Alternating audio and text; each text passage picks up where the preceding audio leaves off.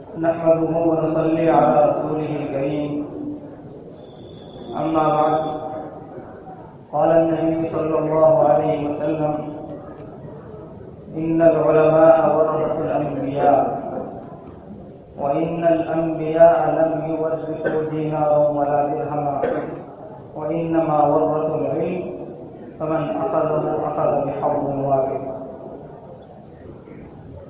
وقال رسول الله صلى الله عليه وسلم: حامل القرآن حامل لواء الإسلام، فمن أكرمه أكرمه الله، ومن أهانه فعليه لعنة الله. صدق رسول الله صلى الله عليه وسلم. بزرگان محترم اور گرامیان عزیز، حضرات علماء کرام،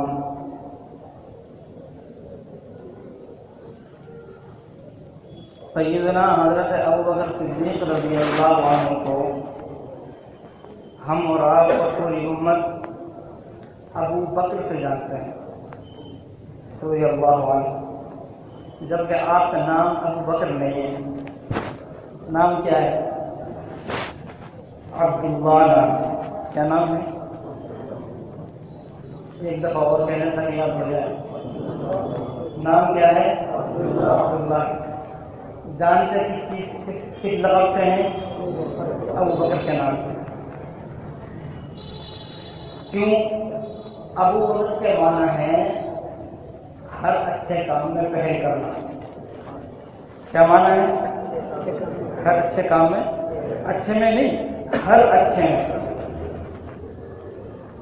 اس وقت سرکار دو عالم جناب حضرت محمد رسول اللہ صلی اللہ علیہ وسلم نے آواز لگائی: قولوا لا الہ الا اللہ، تو سب سے پہلے جواب دینے والے اور سب سے پہلے قبول کرنے والے کون تھے؟ سیدنا حضرت ابوبکر صدیق رضی اللہ. اس کے بعد آخر وقت تک ہر موقع پر سب سے پہلے لبیک کہنے والے ابوبکر صدیق. تو نیکی میں پہل کرنا اللہ کو اتنا پسند آیا کہ نام مغلوب ہو گیا اور یہ صفت غالب ہو گئی. ہم اور آپ اور پوری دنیا ان کو جانتی ہے تو ابو بکر سے جانتی ہے. معلوم ہوا نیکیوں میں پہل کرنا یہ عمل اللہ کو بہت پسند ہے. یہ عمل اللہ کو بہت پسند ہے. قرآن میں تو حکم دیا جائے فَفِرُّوا إِلَى اللَّهِ، نیکیوں میں پہل ہی نہیں، دوڑو اس کی طرف، اللہ کی طرف دوڑو. اور ایک حدیث پاک میں ہے، اللہ کے حبیب علیہ السلام میں ارشاد ہے کہ جب نیکی کا خیال آئے تو اس کر گزرو، مبادا کہیں وہ خیال نکل نہ جائے. تو نیکیوں میں پہل کرنا، وقت کی نزاکت کو سمجھنا، یہ اولو الالباب اولو النہا عقل مند لوگوں کو اللہ یہ چیز دیتا ہے. جب جو موقع آئے اس موقع پر فوراً لبیک کہہ دینا، فوراً آگے بڑھنا. جب وقت پر آدمی لبیک کہہ دیتا ہے اور وقت پر بڑھ کر آگے نیکی کر لیتا ہے تو وہ سعادت مندوں میں شمار ہوتا ہے. اور وقت پر اگر آدمی سستی کر جاتا ہے تو پھر تو نماز بھی قضا ہو جائے گی، وقت نکل جاتا ہے. تو اللہ رب العزت آپ حضرات ہدایت عطا فرمائے. اس وقت یہ خوشی کا مقام تھا، موقع کی بات تھی، اور اللہ کا ہم پر احسان ہوا کہ اللہ تعالیٰ نے وقت پر ہی ایک عظیم فیصلہ اپنے نیک بندوں سے کرا دیا اور ہم نے وقت پر لبیک کہے. جس وقت سیدنا حضرت ابوبکر صدیق رضی اللہ عنہ کو خلیفہ بنایا گیا تو عبداللہ بن مسعود رضی اللہ عنہ کو جب اطلاع ہوئی تو فوراً خوشی میں انہوں نے کہا: ما رأى المسلمون حسنا فهو عند الله حسن. جس چیز کو مسلمانوں کی جماعت اچھا سمجھتی ہے وہ اللہ کے نزدیک بھی اچھا ہوگا.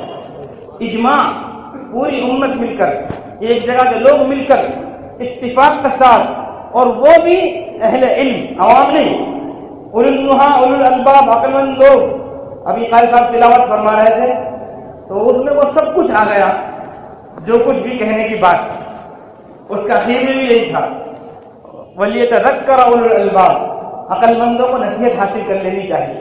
نصیحت حاصل کرنے والے ہوتے ہی عقل مند ہیں۔ عقل مند ان کو اسی لیے کہا جاتا ہے کہ وہ نصیحت حاصل کر لیتے ہیں۔ خیر، وقت کی نزاکت کو بھانپ لینا، وقت کی نزاکت کو سمجھ لینا اور وقت پر لبیک کہہ دینا، یہ بہت اونچا عمل ہے۔ سیدنا ابوبکر صدیق رضی اللہ عنہ کو ابو بکر پوری امت کہتی ہے، اس لیے کہ وہ نیکیوں میں پہل کرتے تھے۔ اللہ ہماری اس نیکی کو قبول فرمائے۔ دیکھیے گرامی قدر پر آئے دوستو، اللہ رب العالمین انبیاء کرام کو معجزات سے بھی نوازتے ہیں، نبیوں کو معجزہ بھی ملتا ہے، لیکن ان کا سب سے بڑا معجزہ جو ہوتا ہے وہ علم ہوتا ہے۔ کیا ہوتا ہے؟ علم ہوتا ہے۔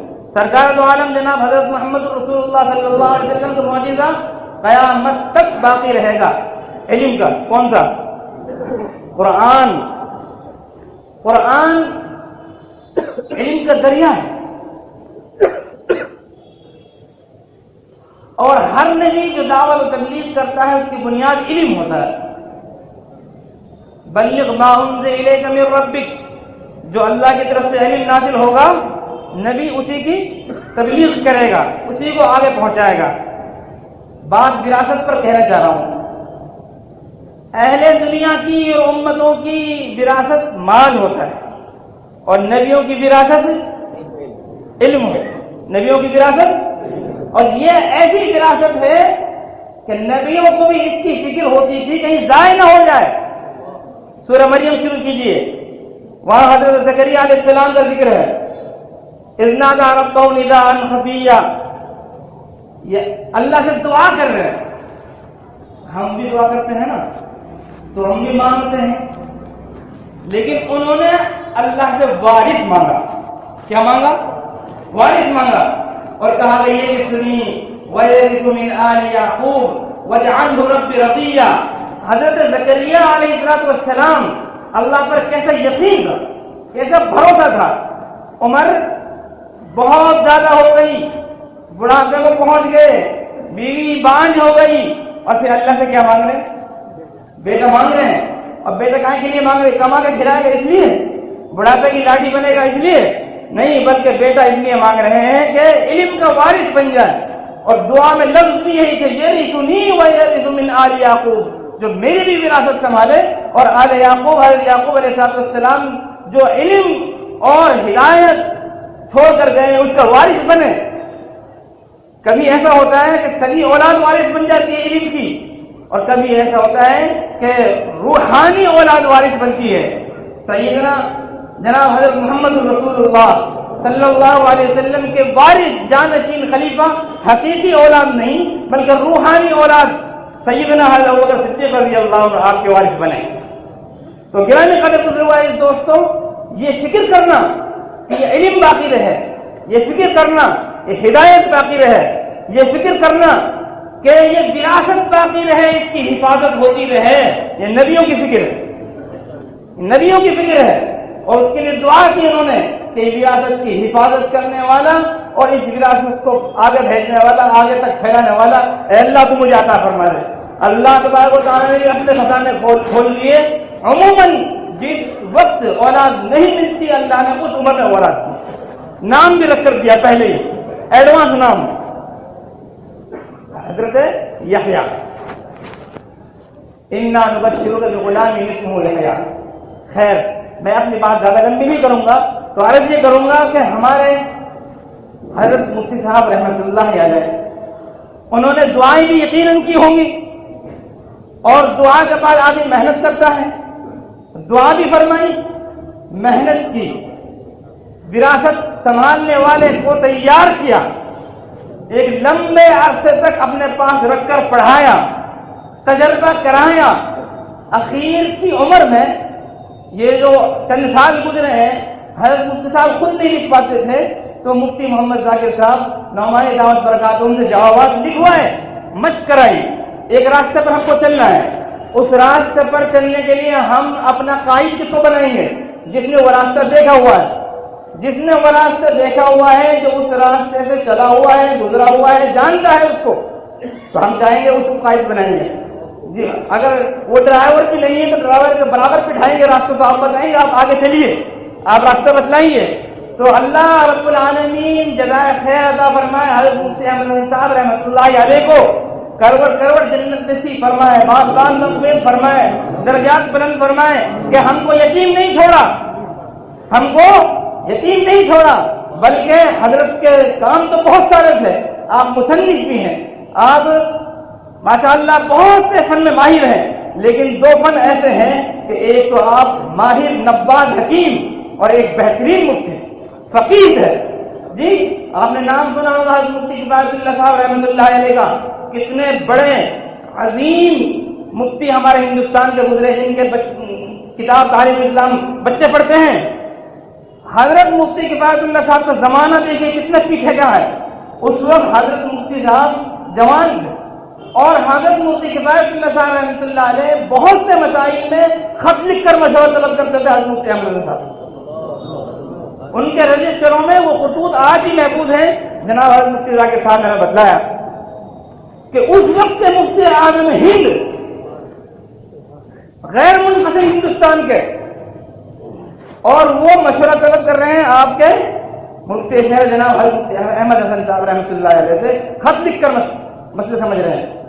اللہ نے کیسا ان کو علم دیا ہوگا، اور کیسی سوچ اور کیسی فراست، نبیوں والی فراست دی کہ آپ نے خدمت میں رکھا، پڑھایا، تجربہ کرایا، فتویٰ لکھوایا، جوابات لکھے، اور پھر نظر ثانی فرما کر تحسین فرمائی، تائید فرمائی، توثیق فرمائی، گویا کہ ہم کو وہ یتیم چھوڑ کر نہیں گئے بلکہ تیار کر ہم کو دے گئے۔ اور اللہ کی مدد شامل حال دیکھیے آپ، اللہ کی جب مدد آتی ہے تو اس طریقے سے آتی ہے کہ ابھی جنازہ کندھوں پر ہے، ابھی جنازہ کندھوں پر ہے، تدفین نہیں ہوئی، اور اللہ نے اعلان کروا دیا مسجد سے کہ مفتی صاحب کے جانشین مفتی شہر اب مفتی محمد ذاکر صاحب، تدفین سے پہلے اعلان ہو گیا۔ یہ اللہ کا احسان ہے۔ اللہ تعالی ہمیں شکر گزاری کی توفیق عطا فرمائے۔ دعا بھی کرنی چاہیے، اللہم اجعلنا من الذین یستمعون القول فیتبعون احسنہ۔ قاری صاحب ادھر تشریف لائیں، آپ ادھر تشریف لائیں، ہم ادھر آ جائیں۔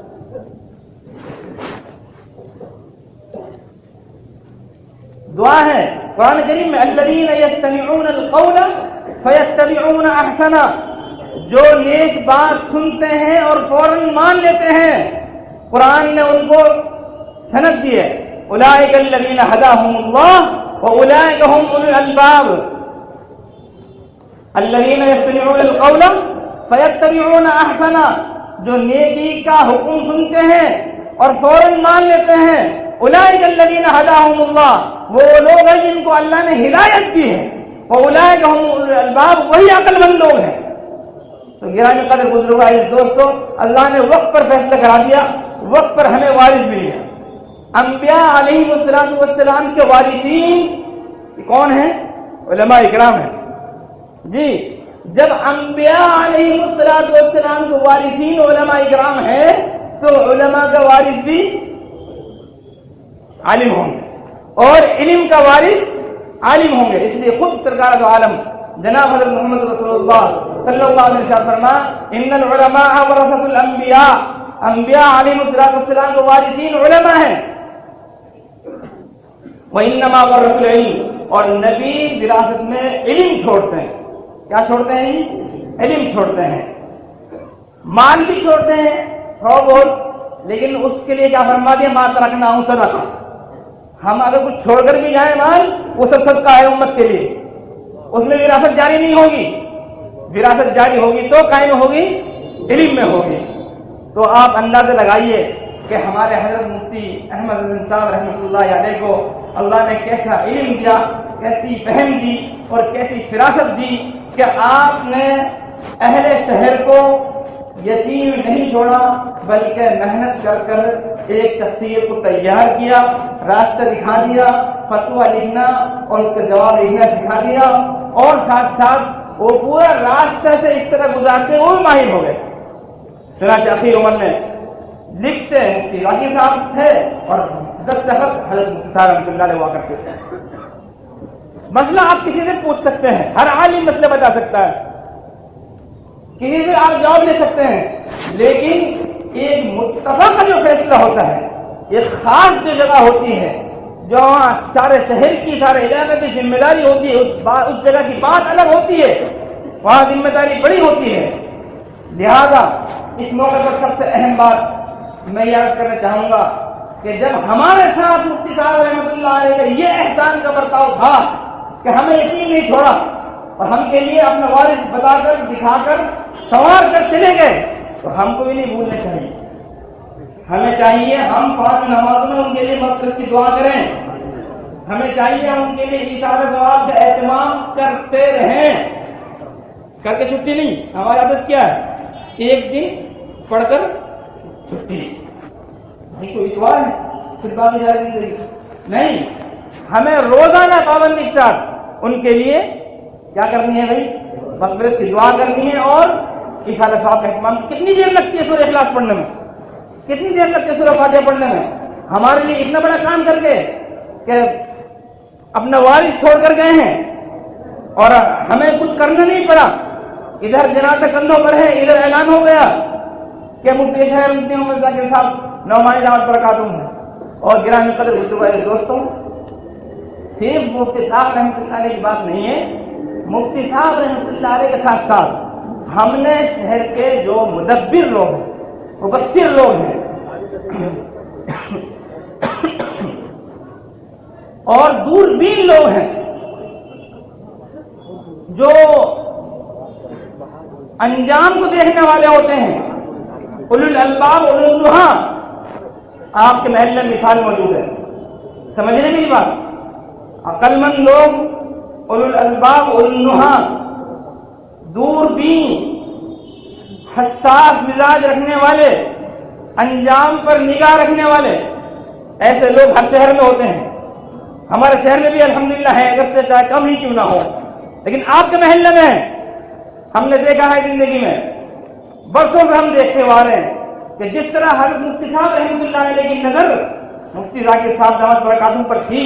ہم نے شاہ صاحب کو دیکھا ہے، ہمیشہ شاہ صاحب ہمیشہ ان کے ساتھ رہے، ہمیشہ ان کو اپنے مشورے میں شامل کیا ہے، ہمیشہ اپنے مدرسے میں بلایا ہے اور سالانہ تقاریر میں ان کی تقاریر کرائی ہیں. اسی سے سمجھ جانا چاہیے کہ عقل مند لوگ، مدبر مفسر لوگ، دوربین لوگ، ان کی نگاہیں پہلے ہی تھی مفتی صاحب پر. لہذا اللہ کا شکر ہم پر واجب ہے کہ الحمدللہ پہلے ہی دن سے ہمیں وہ شخصیت مل گئی جہاں ہم اپنی نگاہ کو جما کر رکھیں گے، جہاں ہم اپنے مسائل لے جائیں گے. اور اگر دیکھا جائے تو اس میں ذمہ داری قبول کرنے والے کا کیا فائدہ ہے؟ فائدہ تو ہمارا ہے. بھائی آپ سے مفتی احمد صاحب رحمۃ اللہ علیہ نے 66 بار میں تنخواہ مانگی تھی اور اب آپ تنخواہ دیں گے؟ اب بھی منع کر رہے تھے. ارے بھائی تنخواہ نہ دے تو کچھ نہ کچھ تو اس سلسلہ جاری کرنا چاہیے. یہ تو ان کی قربانی تھی کہ انہوں نے 66 سال میں آپ سے تنخواہ نہیں مانگی. واللہ یہ خدا کا گھر ہے، یہاں کھڑا ہو کر میں ایک بات کہہ رہا ہوں اور آپ جائزہ لے لینا. جہاں بھی مفتی شہر یا دارالفتاء کے صدر مفتی ہوتے ہیں وہاں کہیں بھی 40-50 ہزار روپے تنخواہ کم نہیں ہے. مفتی ذاکر صاحب نے تربیت لی، پڑھا، ان کی خدمت میں رہے، صحبت حاصل کی، لیکن مقصد ان کا علم ہی رہا، تربیت ہی رہی. ورنہ ہم نے ایسے لوگوں کو بھی دیکھا ہے جو بڑے بڑے بزرگوں کے پاس رہتے ہیں اپنی دنیا بنانے کے لیے، اہل اللہ کے ساتھ رہتے ہیں، اپنا رفیق ان کو چلاتے ہیں، مقصد اپنا کاروبار کرنا ہوتا ہے، مقصد اپنی دکان چلانا ہوتا ہے. ہم نے ایسے لوگوں کو بھی دیکھا ہے. وہ لے رہتے ہیں اہل اللہ کے ساتھ، اللہ والوں کو اپنا الو سیدھا کرنے کے لیے، اپنی روٹی سیکھنے کے لیے. ایسے لوگ بھی ہوتے ہیں. مفتی صاحب چاہتے ہیں کہ بھائی کبھی تو حضرت مفتی صاحب رحمۃ اللہ علیہ کے پاس سعودیہ سے کوئی آ رہا ہے، کبھی قطر سے کوئی آ رہا ہے، کبھی کویت سے کوئی وزارت تعلیم سے لوگ جڑے ہوئے آ رہے ہیں، سعودی عرب کی جو وزارت تعلیم اس کے مستشار آ رہے ہیں. مفتی صاحب دعوت برکاتہم اگر چاہتے تو اپنے کانٹیکٹ سے رکھ کر وہ بھی چلے جاتے نہیں چلے جاتے. ان کو آج بھی لاکھ کی تنخواہ مل سکتی ہے، باہر نہیں مل سکتی، لیکن اللہ کا شکر ہے ہمارے بزرگ ایسے ہی نہیں ہے. ان حضرات کی جو نظر تھی ان پر، ان کے اخلاص کی وجہ سے تھی کہ سادگی، اخلاص اور مفتی صاحب رحمۃ اللہ علیہ کا اخذ علم انہوں نے ایسے کیا کہ انشاءاللہ آپ تحریر لکھیے، آپ سوال کیجیے، آپ استفسار لکھیے، آپ کو جواب آئے گا. آپ فرق محسوس نہیں کر پائیں گے کہ مفتی صاحب رحمۃ اللہ علیہ کے جواب ہے یا مفتی ذاکر صاحب دامت برکاتہم صاحب. یہ تربیت انہوں نے حاصل کی. اللہ رب العالمین ہمیں قدردانی کی توفیق عطا فرمائے.